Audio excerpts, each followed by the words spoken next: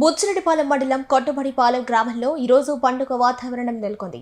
లోక భావని కరుణామయి అయిన శ్రీ ఈశ్వరమ్మ అమ్మవారి దేవస్థానం నిర్మాణ భూమి పూజ అత్యంత వైభవంగా జరిగింది. ఈ కార్యక్రమంలో పాల్గొన్న కోవూరు ఎమ్మెల్యే వేమిరెడ్డి ప్రసాద్ రెడ్డి ఆలయ నిర్మాణానికి అంకురార్పణ చేశారు. ఈ సందర్భంగా ఎమ్మెల్యే ప్రసాద్ రెడ్డి మాట్లాడుతూ, మన పిల్లలకు మన ఆచారాలు విలువలు తెలియజేయాలంటే ప్రతి ఊరిలోనూ ఒక గుడి ఉండాల్సిన అవసరం ఉందని పేర్కొన్నారు. దేవాలయాల ద్వారానే మన సంస్కృతి భావితరాలకు చేరవేయచ్చన్నారు.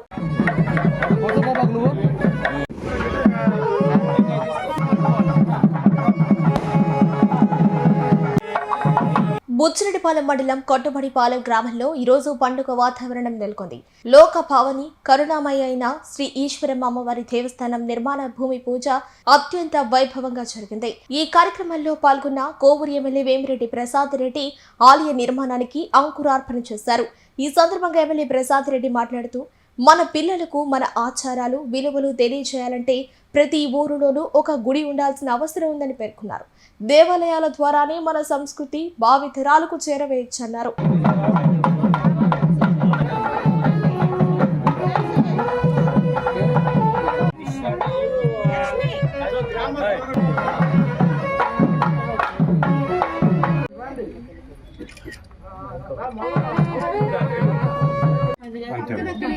మీరు ఒక స్థలం చూసి వాళ్ళకి వేయించి ఇవ్వాలి. ఇప్పుడు కొన్ని ఉన్నాయి, మా కింద ఖాళీ ఉన్నాయి, ప్రస్తుతానికి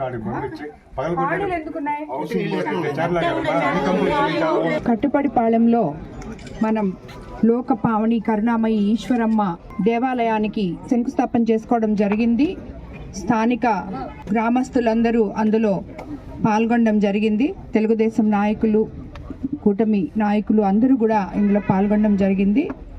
ఈరోజు మనం అధికారంలోకి వచ్చిన తర్వాత మన ముఖ్యమంత్రి చంద్రబాబు నాయుడు గారు ధర్మ ప్రజా పరిషత్లో భాగంగా ప్రతి దగ్గర దేవాలయాలు కట్టాలి అని, మన సాంప్రదాయాలని రాబోయే తరాలు మర్చిపోకూడదు అని చెప్పి ఏదైతే సంకల్పంతో మా టీటీడీ బోర్డులో కూడా సుమారు 5,000 దేవాలయాల దాకా కట్టాలని చెప్పి తీర్మానం కూడా చేయడం జరిగింది.